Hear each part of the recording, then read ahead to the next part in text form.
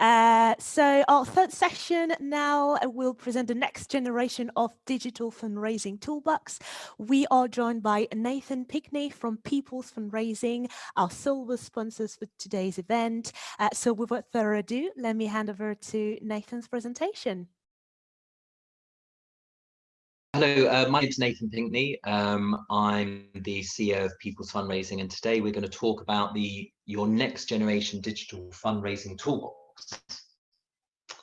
So what does that mean? So over the last 10 years, People's Fundraising and its parent organisation, Golden Giving, have been working with charities and providing them with giving and donation solutions. And over that time, the 5 key features, or their 5 key areas that keep on popping up again and again. So we're going to talk about those 5 areas that we think combined together make a successful digital fundraising strategy. I'm going to go through a case study and then give some examples. So what are these 5 key features? So again, we see these in all of the engagements, and charities are embracing some more than others, but we think a balanced digital fundraising strategy needs to consider all in a holistic fundraising strategy. So the first one, developing supporter relationships through branding and communications. Brand is one of the most important aspects of your digital fundraising strategy. And if we were to number these from 1 to 5, we will probably say branding is probably number 1 or number 2. Okay, what's the second key feature? Engaging supporters' diversity of tools. So fundraising version 1.0, supporters use donations. Fundraising version 2.0, supporters use fundraising pages to generate revenue for your organizations. Fundraisers are now becoming more sophisticated, so there's a need and a requirement and an urge to offer fundraising more engaging tools. Okay, so the third key feature is data. So we're going to talk about data, why that's important to your fundraising strategy, and data ownership as well. And then we're going to hit on integration. It's great to have a diversity of tools that are branded. That's beautiful. However, if your supporters can't access them well, if your back office can't consume the data and manage the systems well, i.e. there is not an ease of integration, then, and as the final point suggests, your total cost of ownership is increased. So integration of your tooling, of your branding, the consumption of your data needs to be seamless in terms of integration. And again, all of this is in the context of there is a total cost of ownership to implementing all of these key features, and you have a budget for your digital fundraising strategy. So let's go into these a little bit further. So as I mentioned, branding, we think is probably number 1 or 2 in what you should be focusing on. Branding is all the ways in which you establish an image of your organization in your supporters' eyes. So branding can be anything from logo, the colors that you use in your website or social media presence, to the phraseology, the wording you use, and also the associations with other organizations. Now, why is this important? Quite simply, your supporters have they relate to you through your branding. So every time a supporter comes to you and they come to you and they say, we like what you're doing, how do we support you? Every time you pass them to an external look and feel, an external application, you are diminishing that relationship you have with your supporter and the relationship your supporter wants to develop with you. Okay, let's look at tools. As we mentioned before, digital fundraising tools enable your supporters to raise money for your organization. Your supporters are becoming ever more sophisticated. They're wanting more ways in order to raise money. You have your individual fundraisers, you have your company or corporate fundraisers, especially company and corporate fundraisers. They're looking for more than just fundraising pages. They're looking for lotteries and auctions and raffles and things like that. So it's quite important to enable you and to offer these tools. Okay, more tools provide more ways your supporters can be more creative to raise money for you and subsequently raise recurring revenue that you can feed back into your organization to meet your charitable aims. Data. Data is often overlooked in the fundraising strategy. From data, we get information. From information, we get knowledge. So knowledge of your supporters, what they do, how often they do it, in what quantities they do it in a timely manner enables you to make informed decisions so you can get the results you want. And so what are the results? Greater supporter engagement and revenue generation. So without a knowledge of what your supporters are doing, the fundraising tools you're offering, the channels you're offering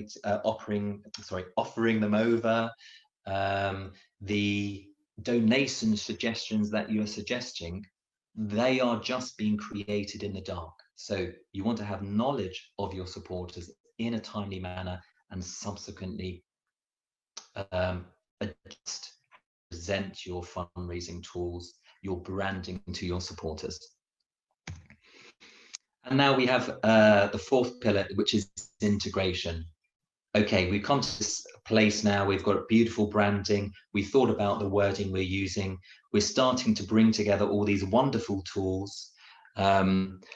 However, if these tools cannot be integrated seamlessly into your online presence, your website, your Twitter feed, your Facebook feed, your Instagram, interesting enough, all applicable to different demographics through relevant channels. Okay, so there's going to be some population, some desktops or mobile devices, then your fundraising strategy will not quite hit the mark in terms of what it can return to you.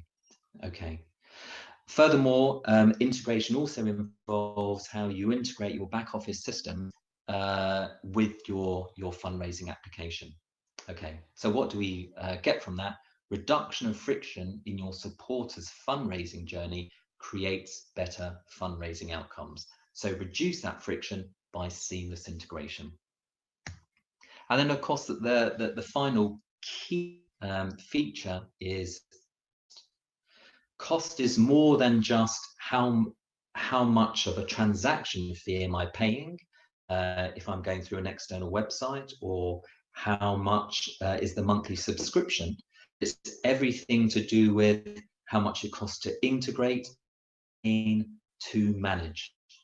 Now, if you take into account brand, tooling, data, and align that with your budget, cost is something that you need to focus on a lot as well. Furthermore, as your supporters become more sophisticated, then not only look for more engaging tools, but they're also aware of the cost of ownership of those tools as well. So there's a lot of research that says that some supporters are put off by certain fundraising tools due to their cost. Okay, now we're going to a case study with Just Helping Children, and we're going to talk about how we've taken a version 2.0 of a fundraising strategy to the next generation fundraising strategy, employing and considering those 5 areas. Okay, so if we will go to their website, out of the pillars or 5 features of the fundraising strategy, there are a few things they align perfectly with. So they have a beautiful brand identity.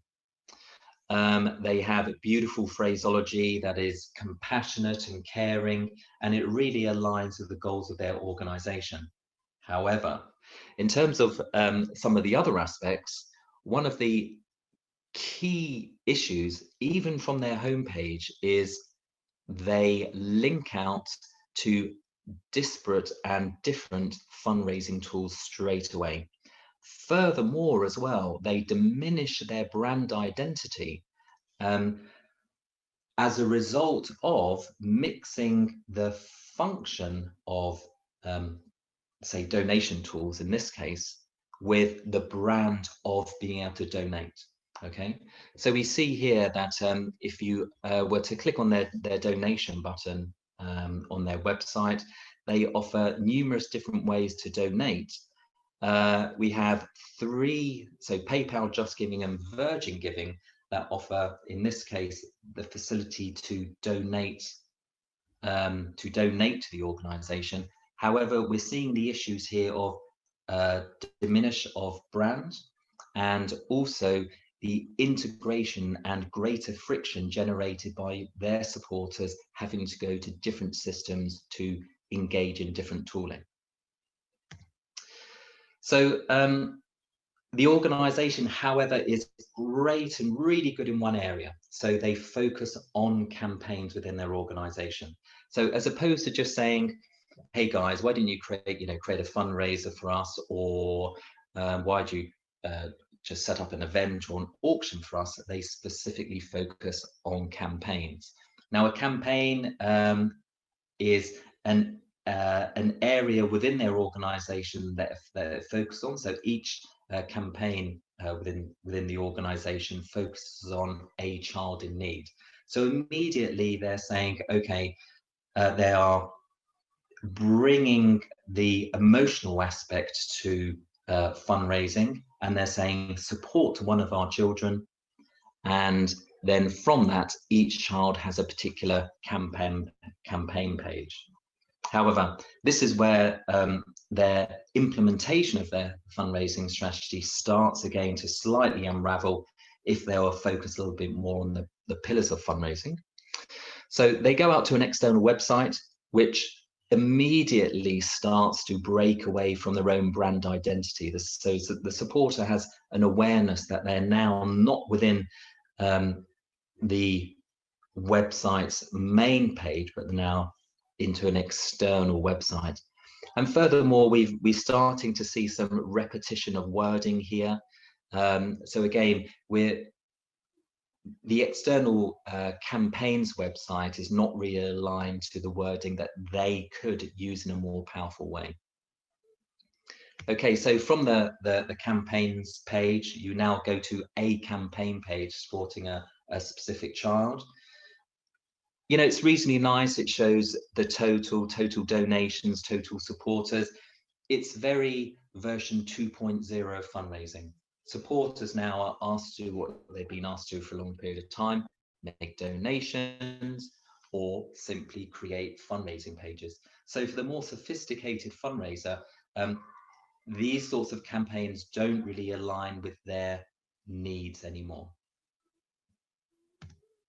Okay, and critically, when a supporter goes to make a donation or goes to create a fundraising page, immediately the supporter is now taken out to explicitly a third-party website. And again, the wording, the look and feel are just not aligned with the pillar of branding. This is the same for other fundraising tools where they may go to a Virgin Money giving page where the supporter is yet again shown a different look and feel. The user experience is different.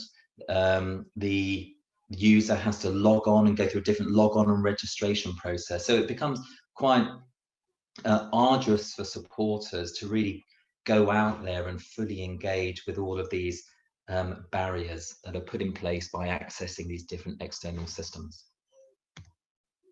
Okay, so what we really get from this is that in terms of the pillar of brand, there is reduced brand prominence.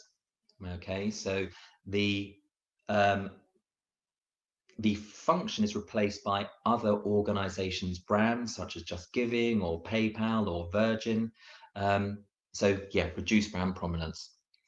Because of the lack of tools, so we provide the ability for supporters to donate or create fundraising pages. We have reduced supporter engagement.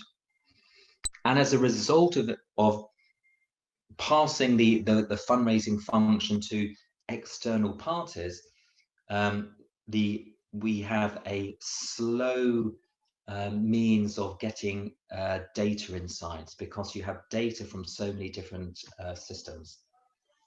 And again, as a result of using external systems, we have increased support of friction. I have to log into one website to do donations and another website to do fundraising pages.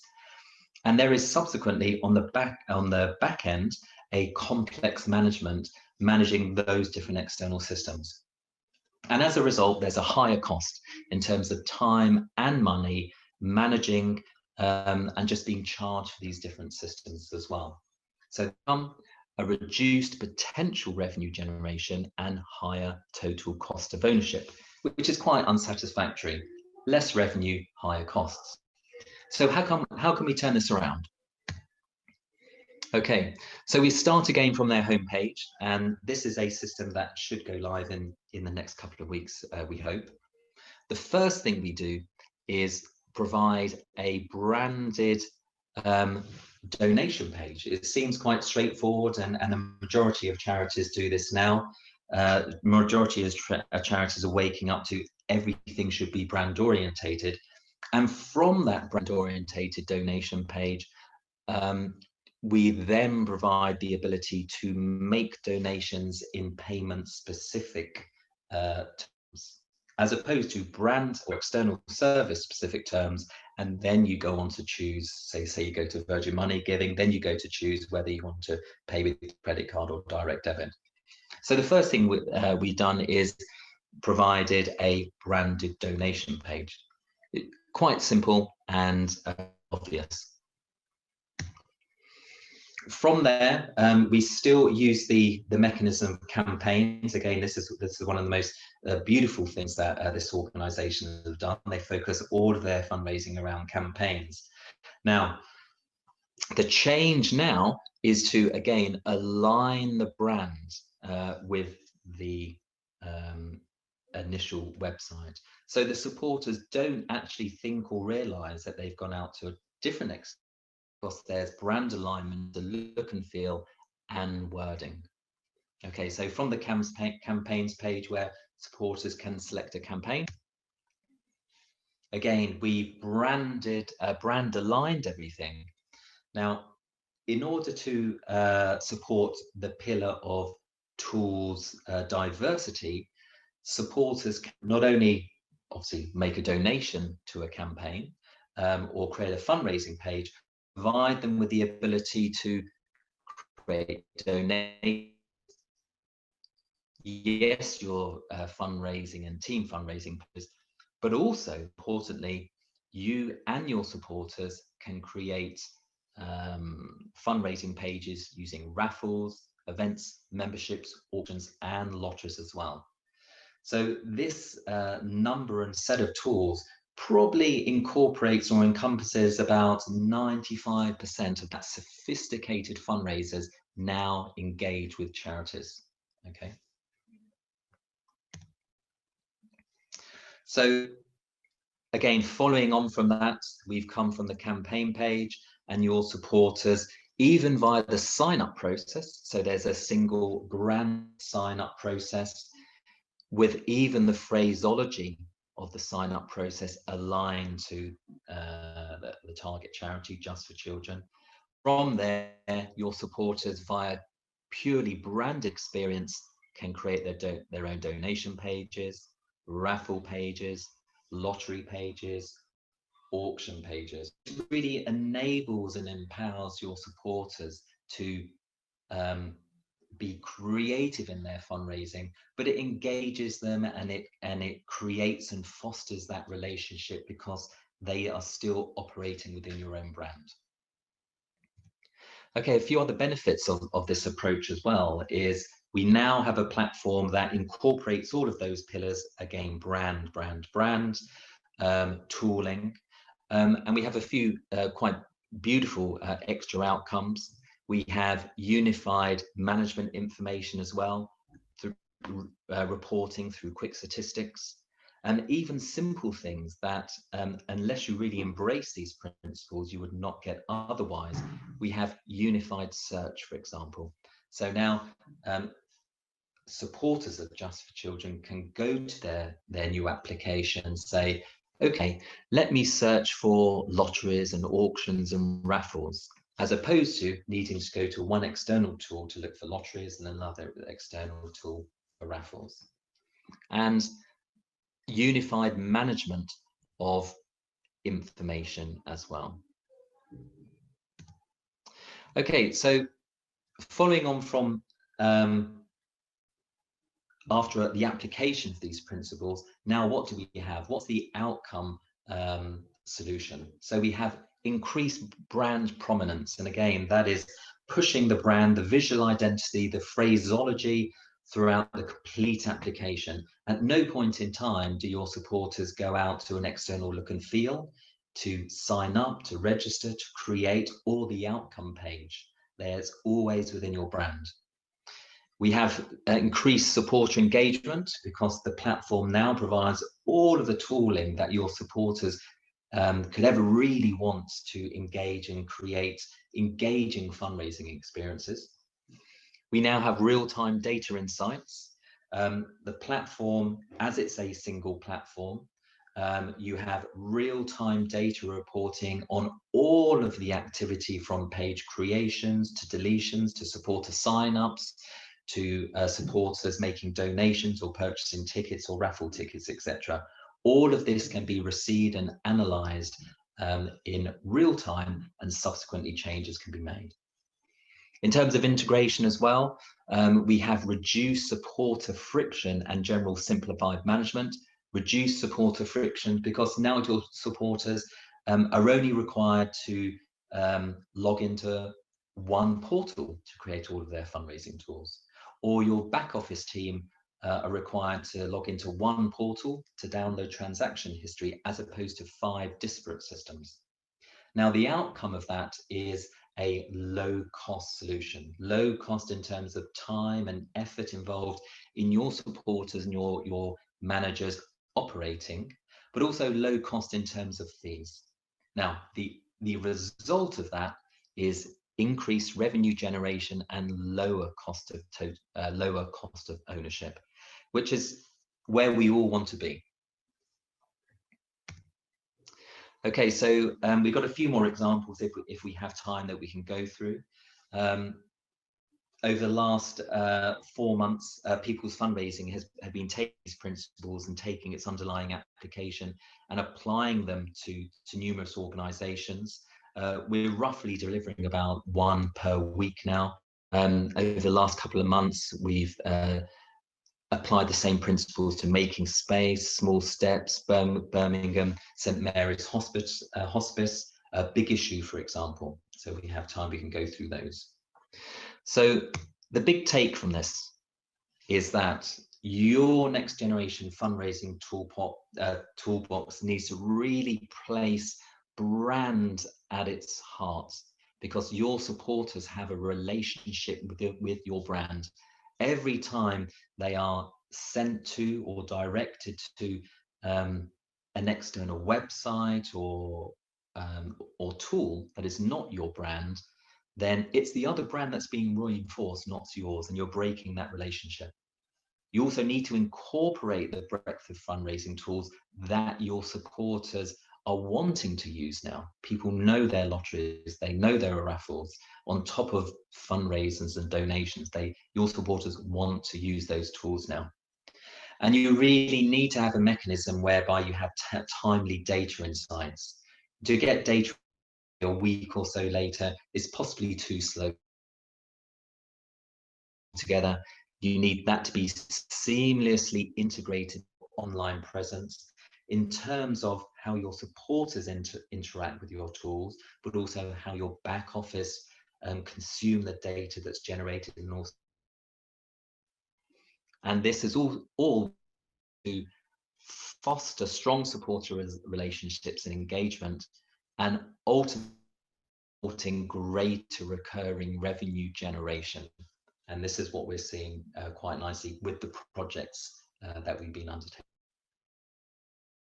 Useful, and thank you very much. Lovely. Thank you very much, Nathan, for this very insightful presentation. And hello, good morning. Hope you are well. Yeah, hello, Yes. Lisa. Hello. Hi. Yeah, well, it was a great presentation. Thank you. So, to all of you, please do feel free to pop more questions in the Q&A. I'm going to start now with the first one, which I think needed a bit more details around who was hosting the lottery auction and ticketing sort of sets. Yeah, so this, I mean, that's a beautiful question. So this is a unified platform now. So the platform itself incorporates the ability to create single donation pages, individual team fundraisers, lotteries, auctions, raffles. So it is within one application. And again, the benefits of that are around the frictionless free or frictionless less experience for your supporters. So it's within one application. Okay, got you. Thank you. The next one from Millie. She's asking whether you would recommend avoiding tools which require supporters to visit external sites and only selecting tools that allow integration within just one platform. Yeah. So there are no intrinsic issues with going out to a Golden Giving or a Virgin Money Giving or a Eventbrite. No issues at all.